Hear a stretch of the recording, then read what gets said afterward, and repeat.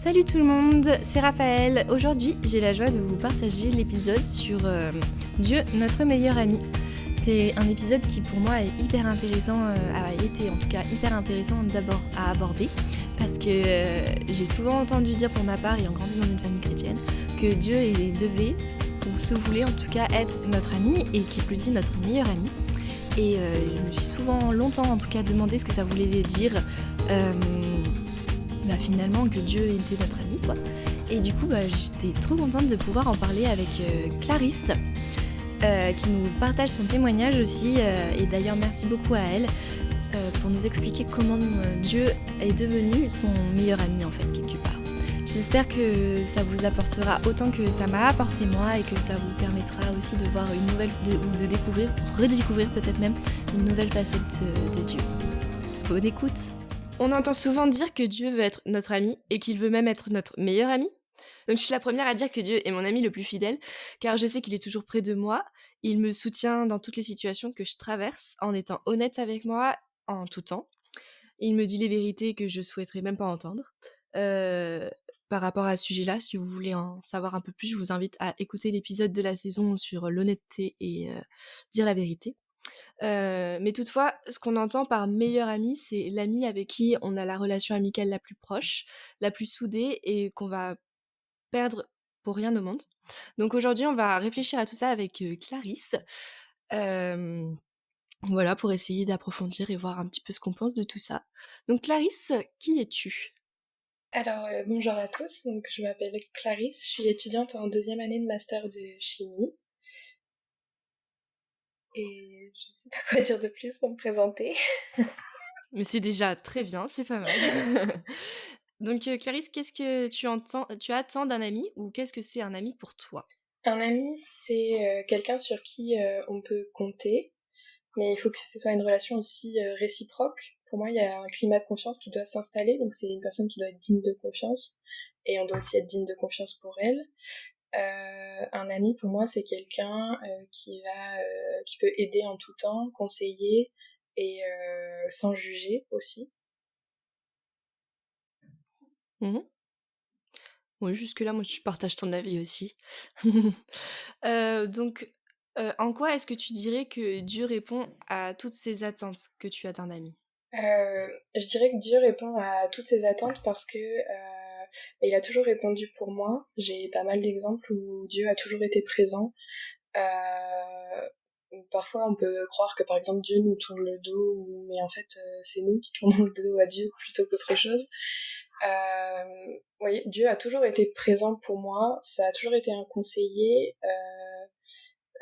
digne de confiance aussi, qui répond à mes questionnements, mes inquiétudes, d'une manière ou d'une autre, soit au travers de la lecture de la Bible ou même au travers d'actes. Je sais pas si je peux donner des exemples.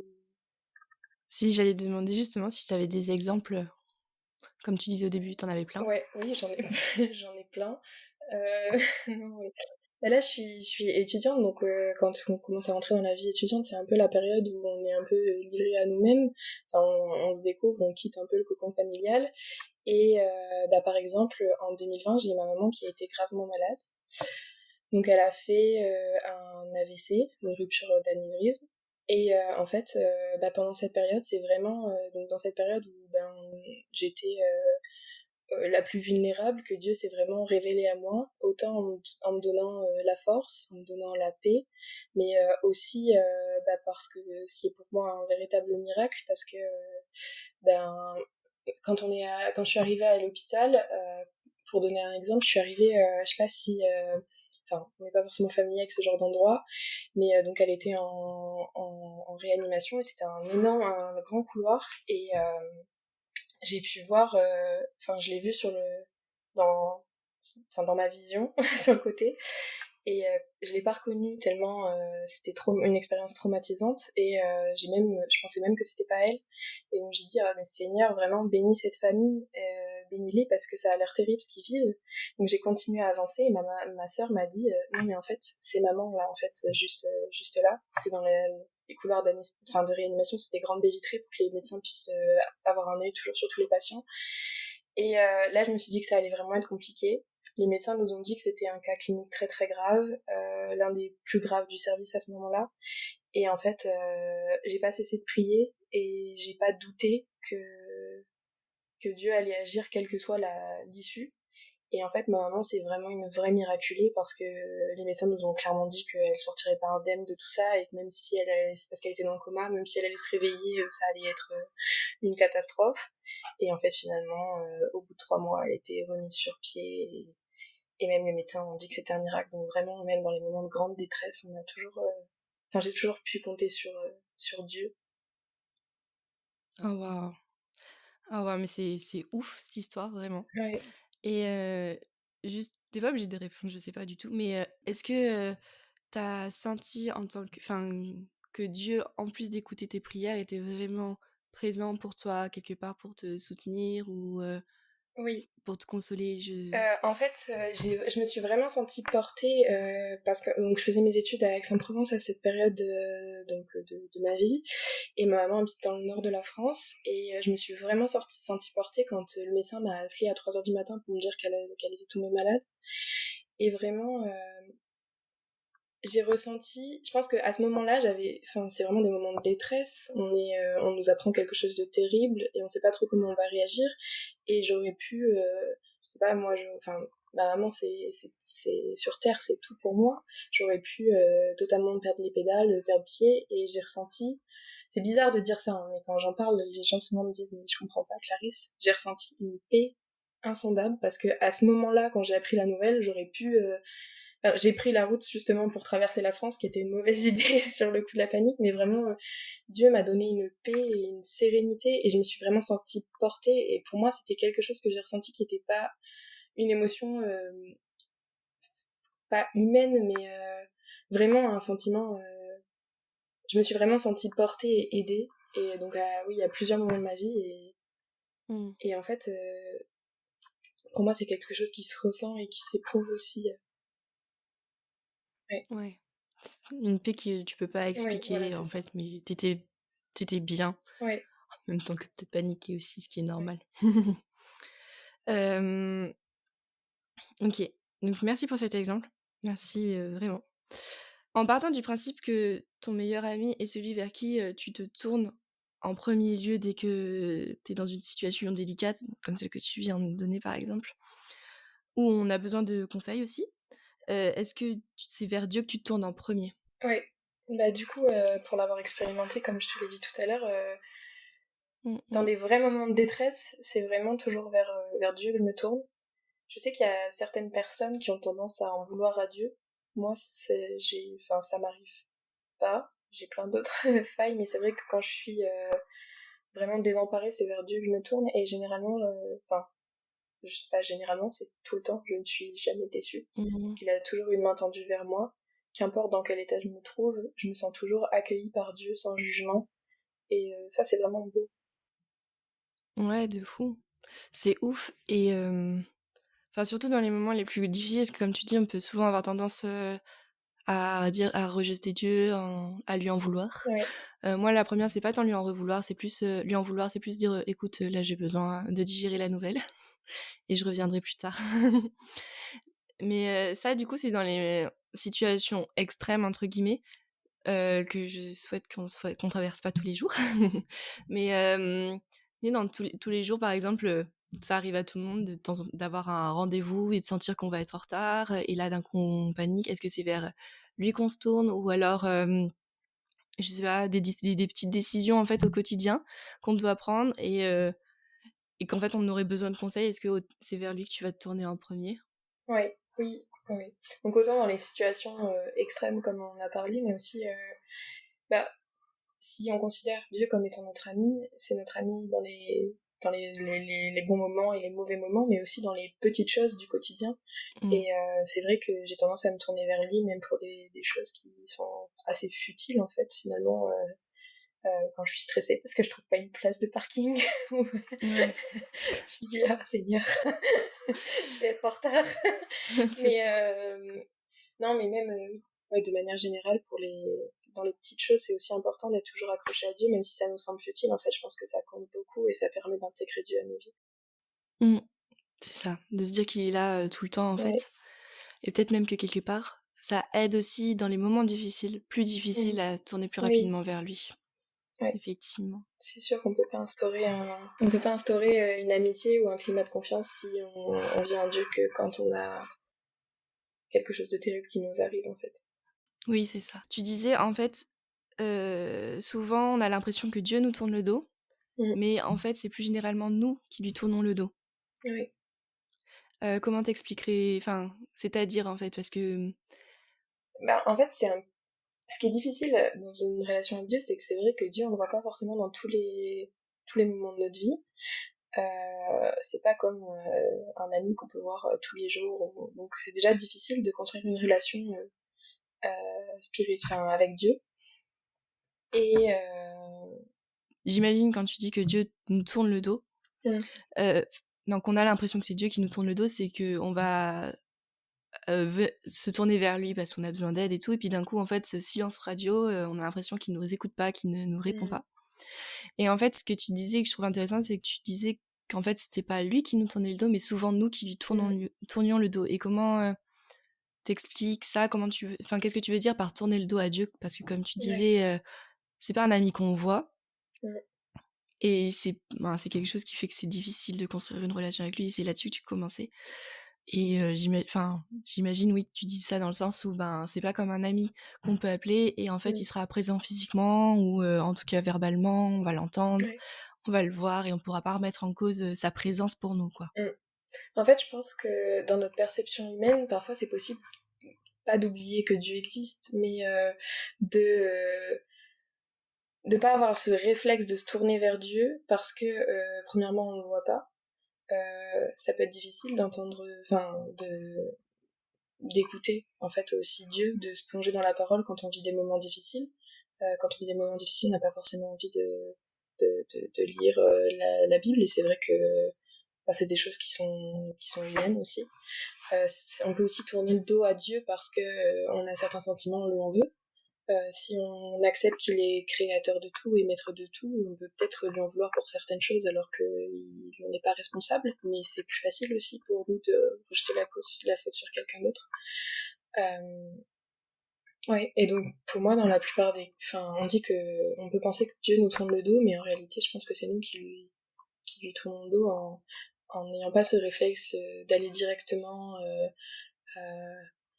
bah, chercher la réponse à nos questions vers lui, de demander conseil. Aussi, parfois, on lui tourne le dos aussi parce qu'on va prendre des décisions hâtives sans forcément savoir si c'est ce qui est bon pour nous et ce que Dieu aimerait pour nous. Et c'est vrai que si on fonce tête baissée dans un cheminement sans lui demander au préalable son avis, ça peut être une manière à nous aussi de lui tourner le dos. Mmh. C'est un peu comme ça que je le vois. Mmh. Oui, oui, carrément et ce que je trouve intéressant, c'est quand tu disais que souvent on remet la faute sur quelqu'un d'autre Mm. et en fait, je pense que je suis totalement d'accord avec toi là-dessus. Ce que je trouve intéressant, c'est qu'en fait, c'est vrai que c'est tellement plus facile de remettre la faute sur Dieu parce qu'on pense qu'il est là, enfin qu'il veut notre bien effectivement et du coup, quand il nous arrive quelque chose, même anodine, hein, des fois dire: «Mais non mais je comprends pas pourquoi j'ai eu ce refus, pourquoi j'ai eu cet échec, enfin c'est de ta faute Seigneur, j'ai suivi tout ce que tu m'as dit de faire et voilà».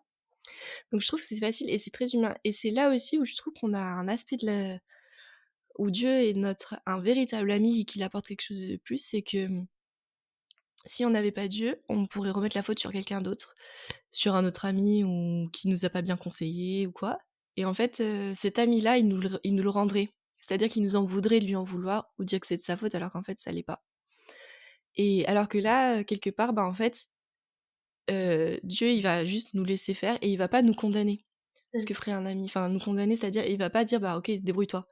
Et quand on sera à nouveau là, il nous dira pas: «Ah bah, je croyais que t'avais pas besoin de moi» ou «Je croyais que c'était de ma faute». Il prendra le temps de nous écouter et je me dis que c'est ouf d'avoir un ami comme ça, quoi, Mm. hyper fidèle. Ouais. Comment est-ce que tu fais pour «rendre» entre guillemets à Dieu cette fidélité qu'il t'apporte? Ou en tout cas pour te sentir à la hauteur, de cette «amitié» entre guillemets? Dans le sens où tu l'as dit toi-même au tout début, bah, une amitié ça va dans les 2 sens. Oui. Oui, totalement. Bah, du coup, oui, l'amitié, c'est avant tout une relation, donc ça peut pas être à sens unique, sinon c'est comme bah, avec les amitiés, nos amis de coups, ou peu importe. Et tu parlais de se sentir à la hauteur, et c'est vrai que qu'importe qu'on fait, c'est difficile de se sentir à la hauteur dans cette relation amicale, parce que dans un sens, on a Dieu qui est si parfait. Comme on l'a dit tout à l'heure, il va pas nous condamner, même si on lui en veut, même si on ressent de mauvaises choses, même si on se trompe. On peut toujours venir à lui sans jugement. Et donc se sentir à la hauteur, c'est compliqué. Moi, j'y arrive toujours pas. Et je pense que c'est très compliqué.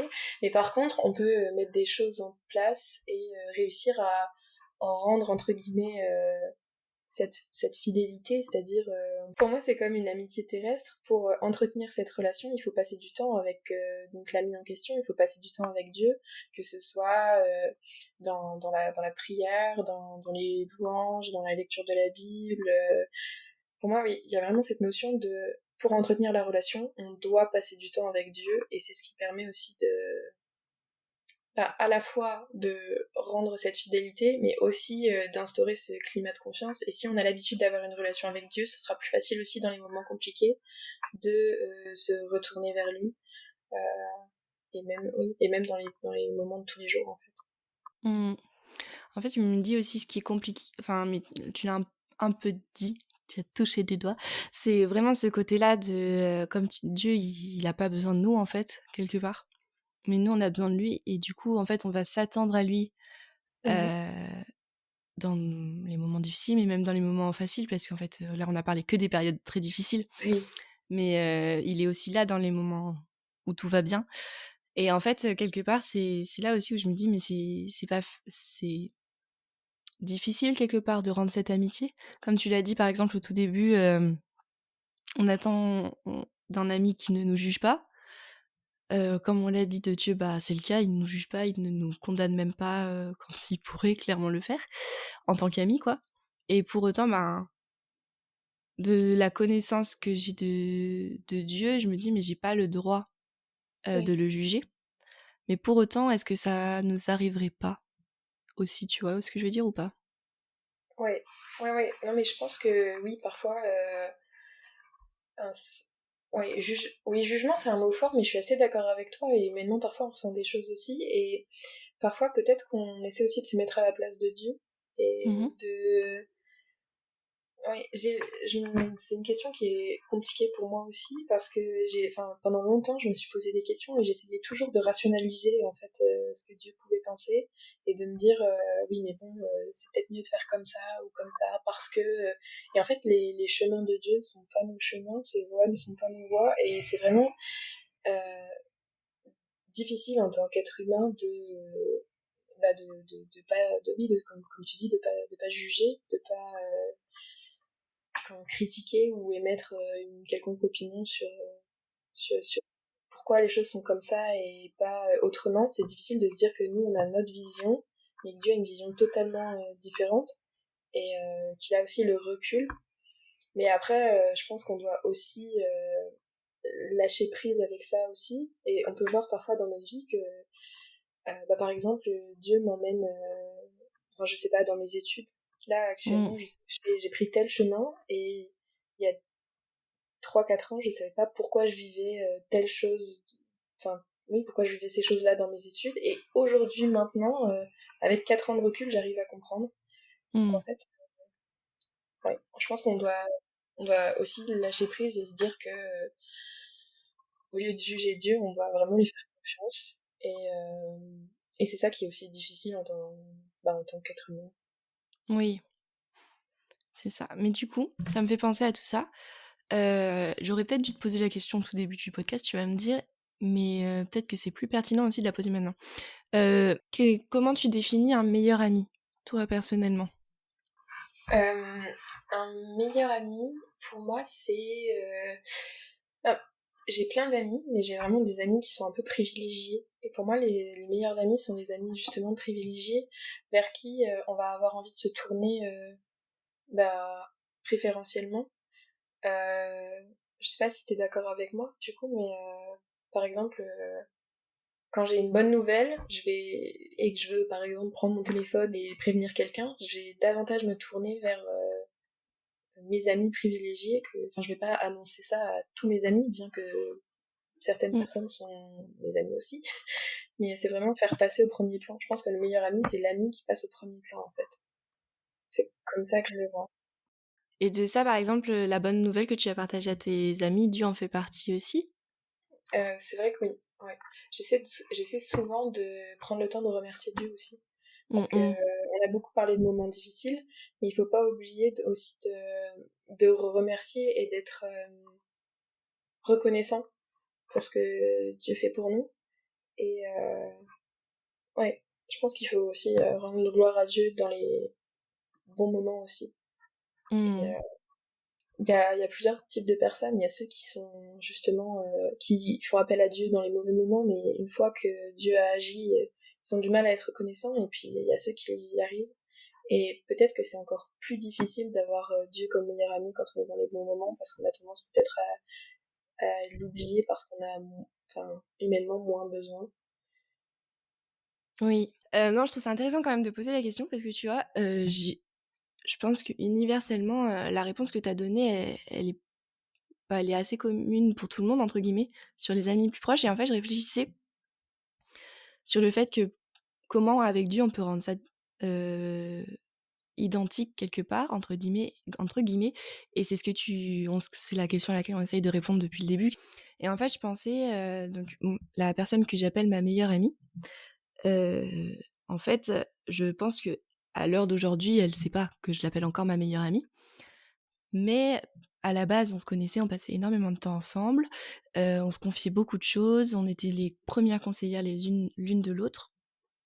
Et puis après, avec le courant de la vie, les choix de vie et tout ça, bah, on s'est éloigné, puis la distance géographique aussi. Et pour autant, bah, aujourd'hui, je l'appelle encore ma meilleure amie, même si c'est pas la première personne vers qui je me tourne euh, quand j'ai des difficultés, ou même quand j'ai des bonnes nouvelles. Des fois, je vais prendre des nouvelles, je fais ah, au fait, il y a 6 mois, il s'est passé ça. Mais et c'est pareil pour elle. Mais pour autant, en fait, je sais que je l'appelle encore ma meilleure amie pour l'amour que je lui porte Mm. aujourd'hui, qui est un amour vraiment privilégié que je porte à tous mes amis proches, mais oui, comme tu dis, sur l'échelle de l'amitié, proche ou moins proche et tout ça, elle fait partie de ces privilégiés. Et vraiment, j'ai un amour très fort qui fait qu'en fait, je vais quand même m'inquiéter pour elle, j'aurai quand même le besoin de savoir qu'elle va bien, et je sais aussi que si un jour elle a vraiment besoin, je serai présente. Et en même temps, je me dis aussi que si elle se tourne pas vers moi, c'est pas grave. Mais en fait, je me dis, c'est très intéressant parce que je dis pas que c'est une bonne définition d'être meilleure amie ou quoi, mais je me dis, en fait, euh, ce qui est, ce qui est beau dans cette définition-là, quelque part, c'est qu'en fait, Dieu, bah, quelque part, Dieu, il a jamais de problème, ou il va jamais avoir besoin de nous pour le conseiller. Donc, c'est vrai que du coup, lui rendre l'appareil quelque part dans cette amitié, c'est ouf parce qu'en fait, il nous demande quand même de l'avoir, tu l'as dit toi-même, en passant des moments privilégiés avec lui et tout ça. Et en fait, je me dis que c'est ouf parce que, quelque part, ma définition est pas forcément bonne ou n'est pas la vérité, hein, c'est pas ça, mais elle m'amène à penser quelque part qu'en fait, être meilleure amie, bah, c'est aussi accepter qu'en fait, comment dire, laisser la liberté en fait à l'autre de savoir qu'il sait qu'on est présent pour lui, mais qu'il va pas forcément, on va pas lui en vouloir si on n'est pas son premier conseiller. Mais oui, c'est vrai que je suis assez d'accord avec toi et j'ai pas parlé de cette notion d'amour justement, alors qu'en fait Mm. c'est le fondement de, de l'amitié, puisque de toute façon, comme tu l'as dit, tu t'inquiètes toujours pour ta meilleure amie, t'as toujours dans un coin de ta tête, même si les chemins ont fait que vous vous êtes séparés. Et en fait, le fondement principal de l'amitié, c'est l'amour, et la raison pour laquelle aussi on est aussi proche de nos amis, c'est parce qu'on les aime et pas forcément parce qu'on a envie de. On a parlé tout à l'heure de besoins, on a besoin de conseils, on a besoin de Dieu, mais finalement, quand on réfléchit bien, nos amis, si on leur demande des conseils, enfin, on va pas aller demander des conseils à n'importe qui juste parce qu'on en a besoin. On va Mm. surtout demander des conseils à nos amis aussi parce qu'on les aime, parce qu'on leur fait confiance. Et je suis assez d'accord avec ta définition finalement, en fait. J'ai pas dit quelque chose de surprenant alors ça va. Non, non. OK et donc tu dis que tu as pas parlé de cette notion d'amour, mais du coup, donc tu as parlé de l'amour que tu portes à tes amis, mais par rapport à l'amour à Dieu, ton amour envers Dieu? Parce qu'on c'est toujours pareil en fait, c'est facile de dire, d'entendre les gens dire, qu'ils aiment Dieu, que c'est leur meilleur ami et tout, mais en fait, c'est toujours pareil, je me dis ça peut paraître hallucinant pour des gens qui ne le vivent pas. Donc comment tu pourrais l'expliquer exactement? C'est ouais, c'est vrai, comme tu l'as dit, pour les gens qui le vivent pas, c'est toujours compliqué à appréhender et ce que je peux totalement comprendre parce que c'est parfois aussi compliqué à appréhender pour moi. Mmh mh. Heu, mais en fait, oui, je pars du principe que quand on aime quelqu'un, on a cette volonté de passer du temps avec lui et par exemple, je sais que parfois j'ai vraiment à cœur de passer du temps, dans la louange. J'ai vraiment, enfin moi, c'est vraiment la louange que j'ai à cœur. Je passe pas mal de temps comme ça dans ma voiture. Et j'ai vraiment... En fait, pour moi, quand on aime quelqu'un, il faut aussi lui montrer, et c'est aussi par des actes, et aussi bah, l'envie de passer du temps avec quelqu'un. L'envie de partager des choses, l'envie de lire ma Bible, l'envie de prier, l'envie de... Et aussi le fait que je vais me tourner vers lui, même dans les moments du quotidien, c'est vraiment pour moi Mmh. une preuve d'amour. Après, je pense qu'on appréhende tous l'amour différemment, Oui. mais on a chacun des preuves, on montre chacun notre amour différemment, on a différentes démonstrations d'amour, mais c'est comme ça que je le fais. Mmh. Juste, entre parenthèses, ce que tu appelles la louange, c'est écouter des chants chrétiens et chanter par-dessus ou en tout cas juste les écouter peut-être même, les jouer ou ouais. Les chanter, je fais pas mal de musique, donc c'est vrai que c'est un moyen d'expression pour moi. Mmh. Moi qui préfère parler, moi c'est vrai que, enfin, on va dire que ça passe mieux par la musique, donc Oui. ouais. OK. Et c'est quoi tes 2 centimes? Alors mes 2 centimes sur ce sujet-là, ce que j'aurais à ajouter, c'est, je sais pas si j'en ai un peu parlé, mais c'est vraiment que l'amitié c'est aussi dans les petites choses. Et en fait, si je prends l'exemple de mes deux super copines, mes deux meilleures amies du moment, en fait, on fait pas des grandes démonstrations, mais c'est vraiment une amie qui sait que j'aurais pas pensé à mon petit goûter à 10 heures et du coup qui me le ramène, ou alors ma voisine qui habite au bout du couloir qui vient taper pour qu'on aille prendre un thé. Et en fait, pour moi, c'est vraiment important que ce soit dans nos amitiés terrestres ou avec Dieu, de toujours inclure Dieu dans nos vies, et d'inclure nos amis de manière générale dans les petites choses, c'est-à-dire c'est hyper important d'intégrer ses amis dans les petites choses, parce que quand on se montre présent dans les petites choses de la vie, dans les petits détails, en fait, en fin de course, ça fait des grandes choses, ça permet de construire des vraies relations de confiance, et ça permet de solidifier des amitiés. Donc je pense que c'est vraiment important de penser les uns les autres Oui. les, les petits détails au quotidien, et avec Dieu c'est pareil, l'inclure dans nos vies, dans les petits détails du quotidien. Mmh. Dans les petites attentions. Ouais et même aussi, être attentif à ces petites attentions parce que comme tu dis, ça pourrait à la fin, ça pourrait nous paraître normal quelque part que la voisine du bout du couloir vienne frapper et nous propose d'aller boire un thé. Alors qu'en fait non, ça l'est pas. Comme tu viens de le dire, en fait, c'est pas le cas, il faut y penser aussi et ouais, c'est une petite chose, c'est dans ces moments-là. Il faut pas banaliser les petites choses qu'on fait par amour les uns pour les autres, en fait. Ouais, les petites intentions. Après, ça dépend de chacun de comment on est, mais même le petit message qu'on reçoit, du bon courage ou ouais, je suis d'accord. Le fait OK. d'avoir pensé. Ouais, carrément, c'est ouf. Eh ben, merci beaucoup Clarisse. C'était Merci à hyper toi. intéressant. C'était hyper intéressant de faire ça et très enrichissant. Et peut-être à une prochaine fois. Merci d'avoir écouté cet épisode. J'espère qu'il vous a donné à réfléchir sur cette question de l'amitié. Je vous invite, si vous pensez que cette conversation pourrait faire du bien ou aider certaines personnes de votre vie, vos amis, votre famille, à le partager. N'hésitez pas aussi à lâcher des petites étoiles sur l'application que vous écoutez le podcast. Ça nous aidera à ce que plus de personnes puissent entendre ces conversations. On pense que c'est des sujets importants qui méritent d'être entendus par de plus en plus de personnes. Si vous voulez contribuer à ça, n'hésitez pas à vous abonner sur Instagram ou à partager les podcasts que vous avez aimés sur vos réseaux sociaux ou juste par le bouche à oreille. Merci et bonne journée.